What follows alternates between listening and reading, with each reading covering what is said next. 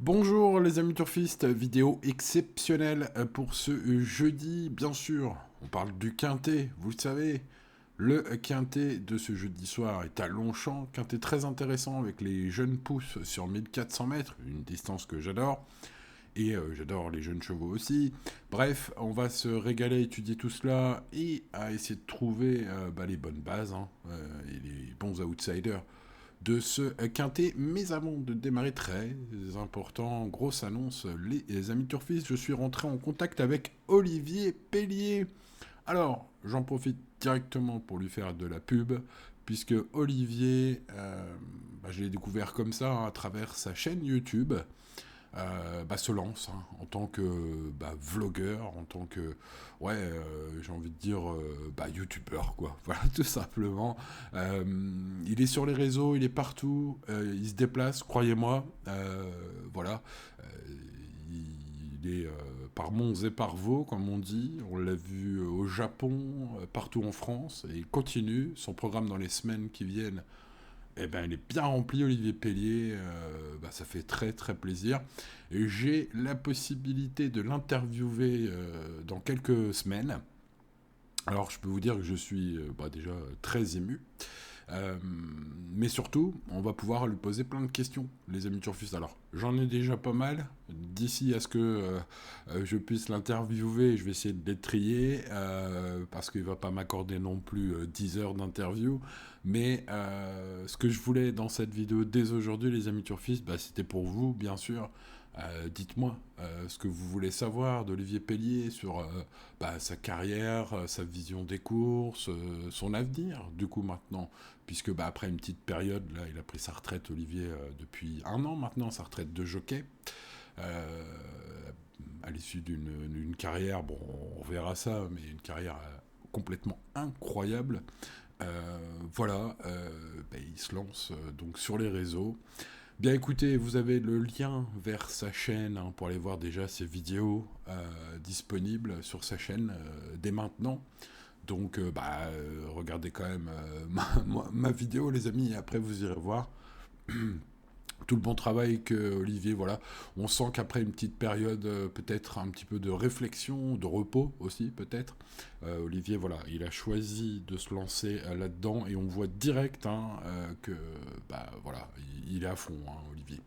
Comme en piste, il est à fond maintenant sur YouTube. Donc allez vous abonner à sa chaîne, les amis, et allez regarder ses vidéos. C'est super intéressant. Bon, là, comme ça, je pense à la vidéo sur le Japon, qui moi-même m'a fait découvrir pas mal de choses. Et puis, voilà, il est allé revoir quelques chevaux qui l'ont marqué. Bref, que du bon, que du lourd sur la chaîne d'Olivier Pellier. Donc, les amis turfistes, n'hésitez pas. Posez vos questions, faites vos remarques. Voilà, je pourrais relayer à Olivier directement voilà, les remarques et les questions les plus pertinentes, les amis, que vous mettrez dans les commentaires. Bon, eh bien écoutez, après cette introduction, je vous propose d'étudier le quintet de ce jeudi. C'est quand même un peu le titre de la vidéo. Allez, c'est parti avec le tableau des partants. Vous le voyez, 16 chevaux au départ. Je l'ai dit, 1400 mètres, la nouvelle piste. Attention, arrivé au deuxième poteau. Alors, quand je dis attention, on parlait d'Olivier Pellier. Je parle au jockey, surtout. Voilà. Comme on l'a vu à Longchamp, où ils ont un petit marqueur rouge. Allez voir la vidéo d'Olivier sur Longchamp. Euh, voilà, il y a un petit rappel dans le couloir qui mène au rond de présentation pour les courses où l'arrivée est jugée au second poteau. Voilà. J'espère que tous ces 16 jockeys passeront bien devant. Ça peut tout changer. Bref, allez, attaquons maintenant l'étude de ces chevaux, les amis turfistes. On commence avec un poulain. J'ai envie de dire coup de cœur, directement, switch up. Il a beaucoup couru, ils n'ont que 3 ans, je répète, tous ces chevaux. Et il présente un bilan flatteur à 100% de réussite. Bon, alors, dans les 5 premiers, c'est ce qui nous intéresse évidemment lorsqu'on joue au quintet, mais c'est surtout de loin le plus fiable au départ ce jeudi soir. Alors, il devra composer avec un mauvais numéro de corde, un poids élevé quand même un peu, mais il vient de montrer son courage dans le prix de Marly. Le prix de Marly, c'est une course référence que j'ai re-regardé, les amis, pour vous, pour nous. Écoutez, il y a quand même eu pas mal de grabuge au départ, dans les premiers mètres. Pas mal de poulains et pouliches qui ont été un peu secoués au départ n'ont pas fait leur course.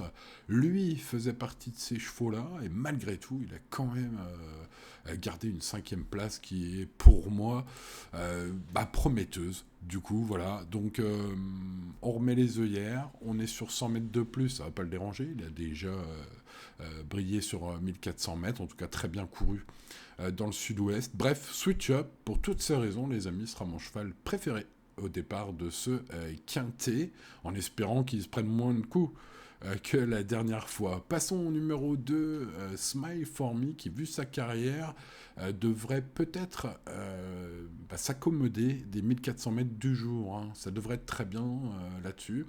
Alors, il vient de faire bonne figure lors de son premier handicap. Le hic, le gros hic de ce numéro 2, il me semble que c'est un cheval vraiment typé terrain souple. Or, ça ne devrait pas être le cas ce jeudi soir, sauf orage. Donc je me suis noté, Smile for Me, je garde pas. Si le terrain est finalement, s'il pleut finalement je le mettrai, ce 2. Donc voilà, il n'est pas dans mon prono, puisque normalement, selon la météo et le terrain prévu sur l'hippodrome, sur le site de France Gallo, le terrain devrait être bon souple. Donc voilà, je n'ai pas gardé pour l'instant ce numéro 2. On passe donc au numéro 3, Prince au Bois, qui est en forme et mal placé dans les stalles avec la corde 16. Ouh là là. Bon, alors lui, c'est un cheval régulier, tout terrain. C'est un cheval qui vient de battre un concurrent qu'on retrouve dans le bas du tableau, qui s'appelle Tiwin, qui porte le 14. Ce 3 vient de le battre, alors peut-être un peu moins de marge quand même désormais, et c'est un attentiste, donc ça fait quelques hicks lorsqu'on fait le papier maintenant. Voilà, si malgré cette corde incroyable, Clément Lecoeuvre fait de la magie, pourquoi pas ce numéro 3. Moi, je le mettrais dans mes champs réduits. J'ai gardé le numéro 4, Precioso, en choco du jour, après un début de carrière très très gentil, je trouve. Bon, il s'est réveillé en 2025, excellent gagnant dans le handicap. Il a confirmé ensuite. Il a pris un accessit d'honneur juste derrière Glenworth. Alors Glenworth, il était à poids égal, et Glenworth est pris en 42 valeurs là. J'imagine qu'il va être remonté un peu en valeur suite à cette victoire. Glenworth, qu'on ne retrouve pas aujourd'hui. Mais du coup, ça nous laisse une belle chance théorique pour ce numéro 4. Voilà, les amateurs de maths prendront ce 4, c'est mon cas, voilà, je vais le prendre. En plus, il a l'accord de 1, Henri-Alex Pantal, Tony Picon, voilà, des éléments sympathiques. Je n'ai pas gardé le 5 Boga, c'est peut-être une erreur, car Monsieur Barbero est très en forme, présente des chevaux très en forme, et puis depuis ses débuts ratés à Deauville, Boga ne cesse d'évoluer en bien, donc il pourrait encore progresser, allez savoir. Bon, c'est un cheval qui fait partie des nombreuses surprises possibles du quintet de ce jeudi soir. Nofix revient d'une superbe course derrière un poulain pris en 44,5 sur l'échelle des valeurs. C'est donc prometteur à cette valeur qui est la sienne. Il est quand même en dessous des 40. Il possède du potentiel car c'était sa première sur gazon. Donc il pourrait faire sa carrière désormais sur les pistes herbeuses. Pour son premier handicap aujourd'hui, il a donc les moyens de se distinguer. On va garder ce numéro 6. Et on passe au 7, Médusa Merger, qui était jugé digne de participer à une listed race du côté de Toulouse. Elle débute cette fois dans les handicaps. Il y a des arguments. Elle peut tirer son épingle du jeu. C'est une pouliche à ne pas négliger au moment du choix. J'ai l'impression qu'il faut garder Christophe Soumillon aujourd'hui quelque part. Aurélien Lemaître monte Xiri Miri. Xiri Miri, le numéro 8, qui est en plein progrès, qui vient de gagner. Il semble encore progresser le matin selon son coach. Info glanée sur Equidia. Malgré la pénalisation, il garde la confiance de son entourage. J'ai l'impression qu'il est assez chaud, Phil, aujourd'hui avec Xiri Miri, ce numéro 8. Et puis, il présente des chevaux en forme, lui aussi, ces derniers temps. Malgré un retour sur gazon où elle est moins performante, je m'en méfie fortement pour un bon outsider. Le numéro 9, Mr. Chang, deuxième de la course référence, hein, le fameux prix de Marly, un petit peu secoué en début de course, hein, ce prix de Marly, mais bon, voilà, il a montré qu'il était compétitif, puisqu'il devançait 4 chevaux qu'il retrouve aujourd'hui, donc bah voilà, sa vitesse hein, est un gros atout pour aller devant, ce qui peut limiter, justement, lui est passé un peu à travers tout cela hein, la dernière fois. Voilà, c'est un avantage. Il s'élance un peu plus en dehors aujourd'hui. Et puis la grosse question pour ce numéro 9, c'est le fait de savoir s'il va tenir la distance. 1400 mètres, c'est peut-être un peu le bout du monde, mais il a de la vitesse. Alors, ça dépend comment la course se joue. Mais il peut aller loin. Le numéro 10, Avantino, sera un favori logique, super finisseur dans le quintet référence. Il était pris en note par la France entière, mais malgré sa corde 14, voilà, un cheval pour qui beaucoup de feux sont au vert. La seule chose qu'on peut lui reprocher au papier, hein, vu sa régularité, sa qualité et son finish hein, dans la course référence, c'est son désavantage au niveau de la corde 14 pour ce numéro 10. Mais c'est le seul hic hein, dans un ciel bien bleu, c'est le seul petit nuage. Passons au numéro 11, City Town, que je n'ai pas gardé, une fille, comme son nom l'indique, de City Light, compétitive en valeur, mais la position extérieure, les débuts sur gazon, hein, sa première course sur gazon, m'ont fait en préférer d'autres. C'est un peu l'X de la course, hein, City Town. On se demande ce que ça va donner sur gazon pour ce 11. Je n'ai pas gardé non plus le 12 Premium Pass qui débute dans les handicaps après des bonnes courses à condition. Elle doit faire ses preuves sur le gazon. Voilà, la forme de l'écurie pourrait jouer. C'est une affaire d'impression pour ce 12. Le numéro 13 ne fera pas partie de mon prono non plus. Son titre de gloire a eu pour cadre les 1350 mètres de Paris, un peu comparable en termes de distance, hein, 1400 mètres quand même. Voilà, sa marche semble assez faible face à une telle concurrence. Bon, on tente sa chance. Gavin Hernon l'indique hein, sur Génie Course. Voilà, alors d'habitude, Gavin Hernon, il est quand même très chaud avec tous ses partants. Là, c'est pas le cas. Alors, bon, là, je suis un peu dans le doute, à vrai dire, avec ce numéro 13, notamment eu égard à ses ultimes sorties. On va se méfier du 14 en bas de tableau, T-Win. Pourquoi pas, deuxième du prix de Saint-James, derrière Prince au Bois, numéro 3 en dernier lieu. Il retrouve avec un avantage au poids. Ça pourrait être très bien aujourd'hui. Il mérite une grosse note de méfiance. Je vais le mettre dans mes regrets, dans mes champs réduits. Je n'ai pas gardé le 15 Storia di Roma, qui a bien couru pour sa rentrée, mais c'était un lot moyen. Bon, maintenant, c'était une rentrée, donc Storia di Roma a le droit de progresser là-dessus, bien sûr. Donc, surprise possible aussi. Vous comprenez, hein, ce quintet s'annonce très ouvert. J'ai gardé le 16, Princesse Mandel, qui sera vraiment pas le cheval de tout le monde. C'est le deuxième atout Lerner. Elle n'a pas pu s'exprimer en dernier lieu, parce qu'elle a pris des coups, elle s'est arrêtée. Alors, c'est évidemment une qualité qu'elle n'aura pas aujourd'hui. C'est donc, voilà, pour un coup de poker. Mais il y avait beaucoup d'argent. L'argent ne mange jamais. Il n'y a pas de fumée sans feu. Je pense que si ça se passe mieux, et on n'a pas Quito, hein, Monsieur Pasquier, qui a gagné son petit quintet là, cette semaine, nous fait du Pasquier, hein, c'est-à-dire il se fait oublier, il prend pas de coups et il part au bon moment, il vient au bon moment, ça peut être une grosse surprise, ce numéro 16, qui sera, vous l'avez compris, mon coup de poker du jour. Bon, eh bien écoutez les amis turfistes, je pense que maintenant vous savez pourquoi je vais faire le pronostic que je vous présente ici, hein, avec cette vidéo assez détaillée. Et donc le 1, Switch Up, voilà, 100% de réussite dans les 5 premiers, et surtout, malgré des coups, il a montré un énorme courage, ce poulain, expérimenté déjà, hein.